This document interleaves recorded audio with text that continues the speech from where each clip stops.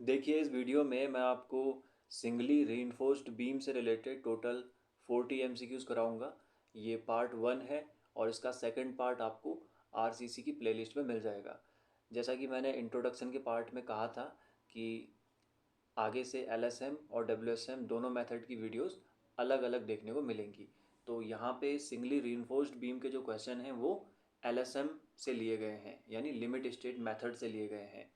इसी तरह से डब्ल्यू की जो वीडियो होगी वो आपको अलग देखने को मिलेगी।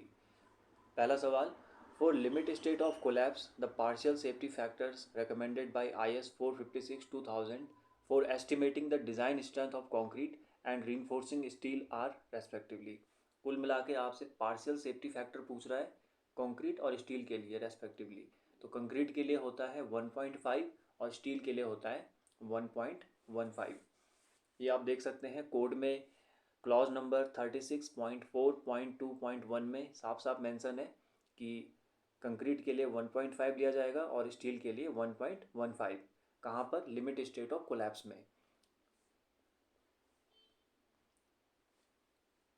As per IS 456/2000 the relationship between modulus of rupture and characteristic cube compressive strength of concrete FCK is given by. तो इनके बीच जो रिलेशन होता है वो आपको दिखेगा ऑप्शन ए में। FCR बराबर होता है 0.7 रूट FCK। एम्पेरिकल फार्मूला है, यानी कि एक्सपीरियंस के आधार पर बनाया गया है। दूसरी चीज़ यहाँ पर यह है कि मॉड्यूलस ऑफ रप्चर को फ्लेक्सुरल टेंसाइल स्ट्रेंथ या कि फिर टेंसाइल स्ट्रेंथ इन बेंडिंग के नाम से भी जानते हैं। तो तीनों नाम मालूम होने चाहिए, एक ही चीज़ के लिए यूज़ किए जाते हैं। If FCK is the characteristic cube compressive strength of concrete in Newton per mm square, then the modulus of elasticity of concrete as per IS 456 is assumed as। तो इसका भी फॉर्मूला जो है वो है 5000 रूट FCK LSM के according. Option A यहाँ पर सही होगा। कई बार WSM के आधार पे पूछ लेता है तो वहाँ पे 5700 होता है, लेकिन या तो आपको क्वेश्चन में क्लियरली मेंशन होगा कि LSM मेथड का बताओ या WSM का, या फिर ऑप्शन कुछ इस तरह से दिए रहते हैं कि पता लग जाता है कि इसमें किस मेथड से पूछा गया है। The tensile strength of concrete expressed as the ratio of compressive strength is. तो लगभग जो है कंक्रीट में ये माना जाता है कि जो उसकी कंप्रेसिव स्ट्रेंथ है उसका 10 से 15% उसकी टेंसाइल स्ट्रेंथ होती है। यानी अगर उसकी कंप्रेसिव स्ट्रेंथ मान लेते हैं 30 है, 30 न्यूटन पर mm स्क्वायर है, तो टेंसाइल स्ट्रेंथ जो है वो 3 होगी। 3 न्यूटन पर mm स्क्वायर से लेके 4-5 तक हो सकती है, 10 से 15%। ठीक है, तो टेंसाइल टू कंप्रेसिव जो रेशियो होगा वो 1:10 का हो जाएगा। यहाँ पे परसेंटेज नहीं पूछा हुआ है, यहाँ पे रेशियो पूछा हुआ है। ठीक है, तो 1/10 होगा जो एक्चुअली 10% होता है। सी ऑप्शन में 1/15 लिखा हुआ है जो कि 6.67% हो रहा है। ठीक है, तो वो पूरी तरह से गलत है, उसको आप 15% मत समझना। जैसे 1/20 को 5% कह सकते हैं हम, 1/25 को 4% कह सकते हैं, ठीक उसी तरह से 1/15 को 6.67% कह सकते हैं। तो 1/10 is correct answer. Partial safety factor for the material considered for concrete is 1.5, option C. As per IS 456/2000, the flexural strength of concrete in Newton per mm square for the characteristic cube compressive strength of 25 Newton per mm square will be। यानी हमें characteristic compressive strength दे रखी है FCK 25 और flexural पूछी हुई है, तो formula लगा लेंगे। FCK बराबर FCR बराबर जो होता है 0.7 रूट FCK बताया गया था, तो FCK 25 रखेंगे, रूट आएगा उसका 5, 5 × 7 हो जाएगा 3.5। ठीक है, तो FCR यानी फ्लेक्सुरल टेंसाइल स्ट्रेंथ हो जाएगी 3.5। What is the unit for the standard deviation in concrete mix design. तो स्टैंडर्ड डेविएशन का कॉन्सेप्ट आता है जब हम टारगेट मीन स्ट्रेंथ पढ़ते हैं कैरेक्टरिस्टिक स्ट्रेंथ के रेस्पेक्ट में, या फिर एवरेज लोड का फॉर्मूला देखते हैं कैरेक्टरिस्टिक लोड के रेस्पेक्ट में। दोनों ही फार्मूला में स्टैंडर्ड डेविएशन आता है और इसकी जो यूनिट होती है वो वही होती है जो स्ट्रेस की होती है या जो स्ट्रेंथ की होती है, न्यूटन पर mm स्क्वायर, मेगा पास्कल भी बोल सकते हैं। The relation between the effective modulus ECE, short term static modulus EC and creep coefficient theta of concrete is given by. तो ये रिलेशन होता है ई सी ई बराबर E C upon one plus theta. E C E और E सी में क्या फ़र्क है, एक शॉर्ट टर्म है और एक है इफ़ेक्टिव, जो बाद में टाइम के साथ देखा जा रहा है, जिसमें क्रीप कोफिशिएंट को कंसीडर किया जा रहा है। तो ई सी जो है वो ई C upon one plus theta होता है, जिसमें जो थीटा है ये होता है क्रीप कोफिशिएंट। और इस क्रीप कोफिशिएंट को निकालने के लिए हम क्या करते हैं, अल्टीमेट स्ट्रेन को इलास्टिक स्ट्रेन से डिवाइड करते हैं। अब अल्टीमेट स्ट्रेन तो कांस्टेंट रहेगी जो मैक्सिमम है, लेकिन इलास्टिक स्ट्रेन जो है ये टाइम के साथ चेंज होती है। तो अलग अलग टाइम पे अलग अलग स्ट्रेन होने की वजह से थीटा की वैल्यू वेरी करती है। जैसे फॉर एग्जांपल थीटा की वैल्यू 7 दिन में देखेंगे तो 2.2 आती है, 28 दिन में 1.6 हो जाती है, और फिर एक साल में 1.1 हो जाती है। और होगी ही, क्योंकि ऊपर वाली वैल्यू तो कांस्टेंट है और नीचे वाली वैल्यू जो है वो समय के साथ बढ़ रही है। तो नीचे वाली वैल्यू बढ़ेगी तो ओवरऑल वैल्यू कम होगी। ठीक है। बाकी ये बहुत इंपॉर्टेंट स्लाइड इस टाइम पे आप देख रहे हैं, ये फार्मूला भी पूछा जाता है और रेशियो भी पूछा जाता है, और ये तो खैर पूछा ही जाता है ना कि बताओ इतने दिन पे कितनी होगी। Flexural strength of concrete is determined as, तो कुछ नहीं है यहाँ पे, उसका दूसरा नाम पूछा गया है। तो मॉड्यूलस ऑफ रप्चर भी बताया था और टेंसाइल स्ट्रेंथ इन बेंडिंग भी बताया था। तो ऑप्शन बी यहाँ पे सही होगा। और बेंडिंग इसलिए बोला जा रहा है क्योंकि फ्लेक्सर का मतलब ही बेंडिंग होता है, इसलिए हम बोल देते हैं कि टेंसाइल स्ट्रेंथ इन बेंडिंग या flexural tensile strength, all are same. If E C बराबर ए रूट एफ सी की वैल्यू ऑफ ए इज़, अब ये मॉडुलस इलास्टिक मॉडुलस का फॉर्मूला है, जो या तो 5000 रूट एफ सी के होता है या 5700। पुराना जो कोड हम यूज़ करते थे डब्ल्यू एस एम वाला, उसमें 5700 होता था। ठीक है। अब क्योंकि यहाँ पे 5000 ऑप्शन में नहीं है तो हम इसी को सही मान के चलेंगे। Which of the following shown the correct expression for target mean strength, F M होगा यहाँ पे, चलो F M F C M लिखा हुआ है, of concrete if the characteristic strength and standard deviation is given by F C K and sigma respectively. तो relation बताना है सीधा सीधा, टारगेट मीन स्ट्रेंथ बराबर होता है characteristic strength plus 1.65 sigma. Graph से इसको याद रखना आसान होता है, ये देख सकते हैं, ये 5% तक जो है वो एफ सी के लिया जाता है और उसके बाद 1.65 सिग्मा, तो इन दोनों को ऐड करके आ जाता है target mean strength. What is the target mean strength in newton per M M square of the M30 grade concrete if the standard deviation is 5। अब एक छोटा सा न्यूमेरिकल दे दिया, M30 ग्रेड का कॉन्क्रीट है तो इसका एफ सी के हो जाएगा 30, और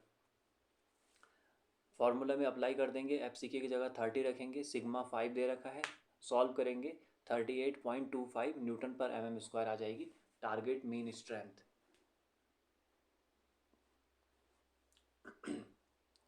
the target mean strength of the M20 grade concrete is 27 newton per M M square, what is the value of standard deviation. अब इसको रिवर्स में पूछ लिया, यहाँ पे एफ एम की वैल्यू दे दी, सिग्मा पूछ लिया, तो एफ एम 27 है, एफ सी के 20 हो जाएगा M20 ग्रेड के लिए, सॉल्व करेंगे सिग्मा निकल के आ जाएगा 4.24। As per IS 456/2000 the assumed standard deviation for M25 grade of concrete is. अब देखिए इस सवाल में आपको इसको कैलकुलेट नहीं करना है, IS कोड में अज्यूम्ड स्टैंडर्ड डेविएशन की एक अलग से टेबल दी गई है जो हम फील्ड में डायरेक्टली यूज़ करते हैं। टेबल नंबर 8 है IS 456/2000 में। तो आप देख सकते हैं इसमें 10 और 15 ग्रेड के लिए हम क्या करते हैं 3.5 अज्यूम कर लेते हैं, चाहे सॉल्व करके कितना भी आए। 20 और 25 के लिए 4, और 30, 35, 40, 45 और 50 के लिए 5 अज्यूम कर लेते हैं। तो यहाँ पे किसका पूछा हुआ है 25 का, 25 का हो जाएगा 4। Empirical relationship between tensile strength and compressive strength of concrete is given by. तो एम्पेरिकल रिलेशन जो था वो क्या था, टेंसाइल स्ट्रेंथ जो थी वो, अब देखिए यहाँ पे ये तो क्लियर नहीं कर रखा कि टेंसाइल कौन सी वाली है। जो डायरेक्ट टेंसाइल स्ट्रेंथ मानते हैं हम वो 110 मानते हैं कंप्रेसिव स्ट्रेंथ का, और जो फ्लेक्सरल वाली होती है वो 0.7 होती है रूट एफ सी के का। ठीक है, ये जो दोनों इस वक्त आप स्क्रीन पे देख रहे हैं। अब यहाँ पे type of tensile strength clear नहीं है, तो डायरेक्ट के हिसाब से देखें तो ये कांस्टेंट का काम करेगा और कंप्रेसिव स्ट्रेंथ की पावर हम 1 मान लेंगे यहाँ पे। और फ्लेक्सर के हिसाब से देखें तो ये कांस्टेंट का काम करेगा और कैरेक्टरिस्टिक की पावर हम 1/2 मान लेंगे। अब ये कांस्टेंट और पावर का क्या खेल है, ये आपको ऑप्शन सी में दिखेगा, जिसमें कह रहा है कि टेंसाइल स्ट्रेंथ जो होगी वो किसी कांस्टेंट का मल्टीप्लाई करेंगे कंप्रेसिव स्ट्रेंथ में, जहाँ पे कंप्रेसिव स्ट्रेंथ की कोई पावर हो सकती है। तो दोनों फॉर्मूला सेटिस्फाई हो रहे हैं, इसलिए ऑप्शन सी यहाँ पे सही होगा। The estimated value of elastic modulus in gigapascal of concrete of M65 grade as per IS 456 would be approximately बताना है। M65 है तो इलास्टिक मॉड्यूलस जो होता है वो 5000 रूट एफ सी के होता है, ठीक है। एफ सी के 65 हो जाएगा क्योंकि M65 की बात कर रहा है। ये भी कह रहा है कि अप्रॉक्सीमेटली बताओ, तो 65 को मान लेंगे 64, क्योंकि इसका रूट मिल जाता है हमको 8, 8 पंजे 40, तो 40,000 मेगा पास्कल आएगा पहले तो, यानी न्यूटन पर mm² आएगा। आंसर हमें गीगा पास्कल में बताना है, तो मेगा 10⁻6 से बनता है, गीगा के लिए 10⁹ लगती हैं, यानी 3 जीरो और हटा दीजिए, मेगा का गीगा बन जाएगा। तो ऑप्शन ए यहाँ पर सही हो जाएगा। The modulus of rupture of concrete Gibbs क्या देता है मॉड्यूलस ऑफ रप्चर? तो इसमें कौन सी स्ट्रेंथ आती है? टेंसाइल स्ट्रेंथ तो आती है लेकिन बेंडिंग वाली आती है, तो इसलिए पहला ऑप्शन गलत हो जाएगा क्योंकि यहाँ पे डायरेक्ट है। दूसरा तो है ही गलत क्योंकि कंप्रेसिव तो आती नहीं है, कैरेक्टरिस्टिक भी नहीं आती। टेंसाइल स्ट्रेंथ आती है, वो भी बेंडिंग वाली, ठीक है। पहला क्यों गलत है? क्योंकि डायरेक्ट है वहाँ पे। Standard cubes of a concrete mix are tested for compressive strength, which is observed to be 36 MPa. Approximate flexural strength in megapascal of this concrete according formula provided in IS 456 will be। तो कुछ नहीं है, यहाँ पर भी आप देख सकते हैं 36 MPa दे रखा है, उसका रूट हो जाएगा 6 और 6 7 42, तो 4.2 न्यूटन पर mm² हो जाएगी फ्लेक्सुरल टेंसाइल स्ट्रेंथ। बहुत लेंथी बना रखा है लेकिन है कुछ नहीं। What will be the approximate value of elasticity modulus in megapascal concrete of strength 25 MPa? Same question है ऑलमोस्ट, यहाँ पे भी 25 का रूट कर लीजिए 5, 5 की गुणा 5000 में कर लीजिए, 25,000 आ जाएगा। फिर भी जिन लोगों को नहीं समझ आया वो देख सकते हैं। बाकी MPa मेगा पास्कल और न्यूटन पर mm² इक्वली होते हैं, किसी भी यूनिट में रख सकते हैं। According to IS 456 1978, the flexural strength of concrete is। तो फ्लेक्सुरल स्ट्रेंथ FCR क्या है, किसके प्रोपोर्शनल है? FCR किसके प्रोपोर्शनल है? अगर हम 0.7 को यहाँ प्रोपोर्शन साइन में लगा दें तो रूट एफ सी के आता है ना, रूट एफ सी के, तो square root of characteristic strength, तो directly proportional to square root of characteristic compressive strength. According to IS 456, the estimate flexural strength of concrete of grade M25, जिसका FC के 25 MPa होगा, would be। अब यहाँ पे कुछ नहीं है, बस उसने kg में पूछ लिया।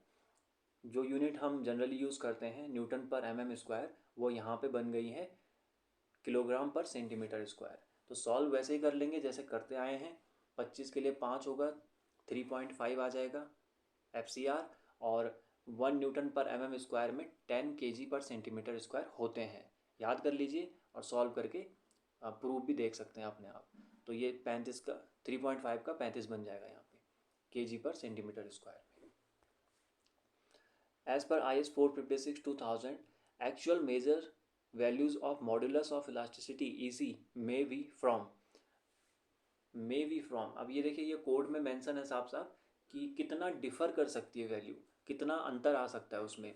तो ये लिखा हुआ है यहाँ पे, actual measured values may differ by ±20% from the values obtained from the above expression. Above expression यानी जो फॉर्मूला हम पढ़ते हैं, 20% तक का फेरबदल हो सकता है प्लस माइनस में। तो ऑप्शन डी यहाँ पर सही हो जाएगा। The compressive strength of concrete is about 10 to 15% of its tensile strength. ये गलत स्टेटमेंट है क्योंकि यहाँ पे कंप्रेसिव बोल रहा है, जबकि टेंसाइल स्ट्रेंथ होती है 10 से 12% कंप्रेसिव स्ट्रेंथ की, ठीक है। पर जल्दी में गलती हो सकती है, इसलिए यह सवाल फॉर्म किया गया है। ऑप्शन बी यहाँ पर सही होगा।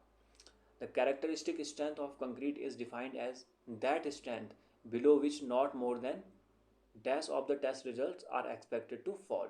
तो कैरेक्टरिस्टिक स्ट्रेंथ जो है वो 95% पॉजिटिव रिजल्ट होते हैं वहाँ पे, तो 5% से ज़्यादा रिजल्ट वहाँ पे फेल नहीं होने चाहिए, तो वो बन जाती है characteristic strength. What will be the estimated value of modulus of elasticity in gigapascal for a concrete of compressive strength 25 MPa. इसको भी कर सकते हैं. 25 का रूट 5 25,000 MPa, वो बन जाएगा 25 गीगापास्कल. ये कैलकुलेशन सब आप कर सकते हैं दिमाग में ही. स्लाइड तो इसलिए रखी गई है क्योंकि कुछ बच्चे नए होते हैं तो उन्हें नहीं आता है. Consider the following statement regarding characteristic strength of concrete. The test result of a sample shall be the average of the strength of X specimens. The individual variation should not be more than plus minus y% of the average. तो इसका सीधा सीधा क्या है कि जब हम characteristic strength देख रहे हैं किसी कंक्रीट की, तो 3 स्पेसिमेन लिए जाने चाहिए और जिनमें इंडिविजुअल वेरिएशन एवरेज का 15% से ज़्यादा नहीं होना चाहिए. तो ऑप्शन क्या सही होगा? 3 और 15 वाला. ठीक है. एक एग्जाम्पल देख लीजिए इसका. मान लेते हैं हमने 3 सैंपल लिए और उन 3 सैंपल्स का जो एवरेज निकल के आया वो 20 आया. ठीक है. अब ये जो रूल है वो क्या कह रहा है कि 15% तक का वेरिएशन अलाउ हो सकता है. तो यानी जो 3 हमने लिए, जो तीनों की अलग अलग वैल्यू आई, वो 20 के प्लस माइनस 15% पे ही खेलना चाहिए. 20 का 15% होता है 3, तो 20 में से 3 घटा दीजिए और 3 जोड़ दीजिए, तो 17 से लेके 23, यानी जो तीनों सैंपल हमने टेस्ट किए उन तीनों की वैल्यू 17 से ज़्यादा होनी चाहिए और 23 से कम होनी चाहिए. तभी हम मानेंगे कि वो आंसर जो है वहाँ पे वो 20 है. यह है इंडिविजुअल वेरिएशन का मतलब एवरेज की रेस्पेक्ट में. In case of steel design, the minimum value of stress below which not more than a specified percentage, usually 5% of corresponding stresses of samples tested are expected to occur is called as. तो देखिए, characteristic strength हो या load हो या फिर जैसे इस सवाल में कह रहा है स्ट्रेस की टर्म में हो, जो बेसिक्स हैं वो सेम है कि 5% से ज़्यादा रिजल्ट फेल नहीं होने चाहिए, यानी फेवरेबल रिजल्ट्स जो हैं वो 95% से ज़्यादा होने चाहिए. तो यहाँ पर क्योंकि स्ट्रेस के रेस्पेक्ट में कह रहा है तो आंसर भी स्ट्रेस के रेस्पेक्ट में देंगे. Characteristic yield. लोड की बात करता तब कैरेक्टरिस्टिक लोड होता. In limit state design method as per IS 456, the limiting value of depth of neutral axis for FY 500 newton per mm², यानी FE 500 की बात कर रहा है और कितनी होनी चाहिए. तो ये आप सीधा सीधा याद रख लीजिए, यहाँ से बहुत सवाल पूछे जाते हैं. वैसे हम जब सिमिलर ट्रायंगल का फॉर्मूला लगाते हैं स्ट्रेन डायग्राम पे, तो ये फार्मूला निकल के आता है, जिसमें हम जब FY की वैल्यूज़ अलग अलग रखते हैं, जैसे 250, 450, सॉरी 250, 415 और 500, तो ये 3 वैल्यूज़ निकल के आती हैं एक्स यू लिमिटिंग की. 0.53D, 0.48D और 0.46D. यहाँ पे 500 वाली पूछ रहा है तो 0.46D हो जाएगी. Serviceability limit states does not include. तो हम लिमिट स्टेट मेथड को जब पढ़ते हैं तो उसमें जो भी चीज़ें पढ़ते हैं उनको 2 पार्ट में डिवाइड कर देते हैं जनरली. वो 2 पार्ट क्या हैं? पहला है लिमिट स्टेट ऑफ कोलैप्स और दूसरा है limit state of serviceability. Collapse deal करता है जिन चीज़ों की वजह से कोलैप हो सकता है, सडन फेलियर आ सकता है, और सर्विसिबिलिटी यानी जहाँ पर सर्विस दी जा सकती है. तो जो ये फ्लैक्सर है यानी कि बैंडिंग हो गया, जैसे कि बीम में आती है बैंडिंग, स्लैब में आती है, शेयर हो गया, टॉर्जन हो गया, कंप्रेशन हो गया. कंप्रेशन यानी जो कॉलम वगैरह हम पढ़ते हैं, कंप्रेसिव मेंबर, ये सब हम कोलैप्स में पढ़ते हैं. जबकि ये वाली जो चीज़ें हैं जैसे डिफ्लेक्शन, क्रैकिंग, वाइब्रेशन, ड्यूरेबिलिटी, ठीक है, यानी उसकी लाइफ कितनी होगी, तो इन चीज़ों को हम सर्विसिबिलिटी में पढ़ते हैं. तो इस हिसाब से अगर आप देखें तो 3 ऑप्शन तो एकदम ही छट जाएंगे. वाइब्रेशन, ड्यूरेबिलिटी और डिफ्लेक्शन, इन्हें हम सर्विसिबिलिटी में पढ़ते हैं. साइज लिमिट से मतलब है कि कोलैप्स में जो हम चीज़ें पढ़ते हैं, बीम कॉलम वगैरह में साइज मैटर करता है. Standard deviation is proportional to. तो स्टैंडर्ड डेविएशन बढ़ाएंगे तो टारगेट मीन स्ट्रेंथ बढ़ेगी, घटाएंगे तो कम होगी. सीधा फॉर्मूला तो यही है, क्योंकि प्लस आता है साइन में, तो मीन स्ट्रेंथ यानी टारगेट मीन स्ट्रेंथ यहाँ पे आंसर हो जाएगा. The limiting depth of neutral axis for a beam having effective depth of 400 mm with FE 250 grade steel is. अब यहाँ पे इफेक्टिव डेप्थ दे दी है और ग्रेड भी दे दिया है। ग्रेड दे दिया है यानी कि 0.53 डी यूज़ करेंगे और डी की जगह 400 रख देंगे। ठीक है, तो ये रहा सॉल्यूशन। सॉल्व करके आ जाएगा 212 mm। फॉर्मूला वही है जो आपको अभी समझाया था। According to IS 456/2000 the maximum strain in concrete at the outer most compression fibre is taken as. अब यहाँ पे जो है वो बेंडिंग में पूछ रहा है। ऑप्शन को अगर आप ध्यान से देखेंगे तो बेंडिंग के लिए जो वैल्यू होती है वो होती है 0.0035। ठीक है, ये जब हम लिमिट स्टेट ऑफ कोलैप्स में फ्लैक्सर वाला पढ़ते हैं यानी बेंडिंग वाला पोर्शन पढ़ते हैं तो उसमें ये अजम्पशन होता है कि मैक्सिमम स्ट्रेन कंक्रीट में जो कंप्रेशन फाइबर के आउटर मोस्ट पोर्शन पे आएगी उसको हम कितना लेंगे 0.0035। इसको हम 0.35% भी बोल लेते हैं। ठीक है, आउटर मोस्ट फाइबर यानी ये वाला। ठीक है, the maximum strain in the tension reinforcement in the section at failure shall not be less than. अब टेंसाइल reinforcement में पूछ रहा है, जैसे अभी ऊपर पूछ रहा था अब नीचे पूछ रहा है। अभी बात कर रहा था इधर की कंप्रेशन में, अब बात कर रहा है टेंशन में जहाँ पे टेंसाइल reinforcement लगी होती है। तो यहाँ पे जो स्ट्रेन है उसकी वैल्यू इस चीज़ से ज़्यादा होनी चाहिए या इसके बराबर हो, लेकिन इससे कम नहीं होनी चाहिए। 0.87 FY/ES प्लस 0.002। और इसको एक और तरीके से भी लिखते हैं। यहाँ पे जो 0.87 है वो एक्चुअली 1 को 1.15 से डिवाइड करके आता है, यानी स्टील में जब हम फैक्टर ऑफ सेफ्टी अप्लाई करते हैं, ये स्टील का पार्शियल सेफ्टी फैक्टर होता है, तो इसको सॉल्व करके 0.87 आ जाता है। तो जब इस फॉर्म में लिखेंगे तब हम लिखेंगे FY/1.15 ES, या फिर जैसा यहाँ पे लिख रखा है। बाकी प्लस 0.002 तो ऐड होगा ही खैर। तो आप देख सकते हैं ऑप्शन ए में ये फार्मूला दिख जाएगा, इससे कम नहीं होना चाहिए। According to the concept of limit state design as per IS 456/2000 the probability of failure of a structure is. अब प्रोबेबिलिटी ऑफ फेलियर देखने के लिए ये समझना होता है कि फेल होने के चांसेस क्या हैं और पास होने के चांसेस क्या हैं। तो देखिए, स्ट्रक्चर फेल हो ये दो क्राइटेरिया पे डिपेंड करता है, स्ट्रेंथ क्राइटेरिया और लोड क्राइटेरिया, दोनों पे बेस्ड होता है, किसी एक पे नहीं होता अकेले। बाकी जो इनका बेसिक कॉन्सेप्ट है वो सेम है कि 95% रिजल्ट पॉजिटिव रहने चाहिए, फेवरेबल होने चाहिए, और मैक्सिमम 5% रिजल्ट ही फेल होने चाहिए, उससे ज़्यादा अलाउ नहीं कर सकते हैं। तो इस क्वेश्चन को करने का जो सबसे सही तरीका है वो ये है कि आप पहले ये देखिए कि स्ट्रक्चर फेल न होने की प्रोबेबिलिटी क्या है। तो स्ट्रक्चर फेल तब नहीं होगा जब वो स्ट्रेंथ में भी पास करेगा और लोड में भी पास करेगा, यानी हम पासिंग परसेंटेज ले लेंगे दोनों का और मल्टीप्लाई करके देख लेंगे, जो आएगा वो आंसर होगा। तो 0.95 और 0.95 की मल्टीप्लाई होगी तो 90.25% चांस है स्ट्रक्चर के फेल न होने के। ठीक है, पर जब हम इसका अच्छा यहीं से अगर आपने ये निकाल दिया कि फेल न होने की प्रोबेबिलिटी क्या है, तो प्रोबेबिलिटी का बेसिक कॉन्सेप्ट यही है कि नहीं की निकाल दिए तो यस की निकाल सकते हैं। तो जितने आया उसको एक में से घटा दीजिए तो ये फिर फेल होने की प्रोबेबिलिटी हो जाएगी। एक में से 90 घटेगा लगभग तो 9.75 आ जाएगा यहाँ पे। ठीक है, एक तरीका तो इसको ये है निकालने का। दूसरा तरीका ये है कि आप ये सब मत करिए जो यहाँ पे कर रखा है इस बॉक्स में, और आप सीधा सीधा क्या करिए, फेल होने की प्रोबेबिलिटी निकाल दीजिए। तो फेल होने की प्रोबेबिलिटी कैसे निकलेगी, अगर स्ट्रक्चर स्ट्रेंथ में फेल हो गया और लोड में पास है, एक सेकेंड, स्ट्रक्चर जो है स्ट्रेंथ में फेल हो गया लोड में पास है तब भी वो फेल ही माना जाएगा, या स्ट्रेंथ में पास हो गया लोड में फेल हो गया तब भी फेल माना जाएगा, और दोनों चीज़ों में फेल हो गया तब भी फेल ही माना जाएगा। तो इन तीनों केसेस को जब हम कंसिडर करेंगे तो 0.95 इंटू 0.05 आएगा एक बार, फिर दूसरी बार भी ऐसे आ जाएगा रिवर्स में, पहला यहाँ से आ जाएगा दूसरा यहाँ से, और तीसरा जब दोनों में फेल हो जाए वो यहाँ से आ जाएगा। ठीक है, पास होने की प्रोबेबिलिटी क्या है इंडिविजुअल 0.95, फेल होने की क्या है 0.05।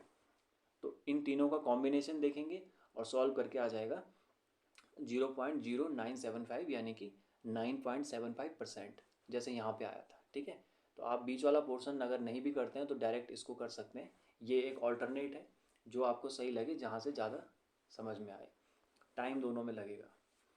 The limiting value of depth of neutral axis for FY 250 grade of steel based on the assumption is, तो FE 250 में क्या लेते हैं हम, 0.53 लेते हैं, न्यूमेरिकल भी किया था। The maximum compressive strain in concrete in axial compression is taken as, अब एक्सियल कंप्रेशन का जो केस है वो हम कंप्रेशन में पढ़ते हैं, जब हम कॉलम वगैरह पढ़ते हैं तो वहाँ पे ये वैल्यू बदल जाती है, ये हो जाती है 0.002। क्लॉज नंबर 38.1 में देख सकते हैं कि लिखा हुआ है the maximum compressive strain in concrete in axial compression is taken as 0.002।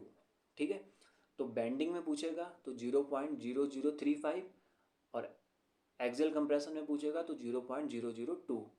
और अगर दोनों चीज़ों में पूछ ले, जैसे कि the maximum compressive strain at a highly compressed extreme fibre in concrete subjected to axial compression and bending and when there is no tension on the section shall be 0.0035 minus 0.75 times the strain at the least compressed extreme fiber।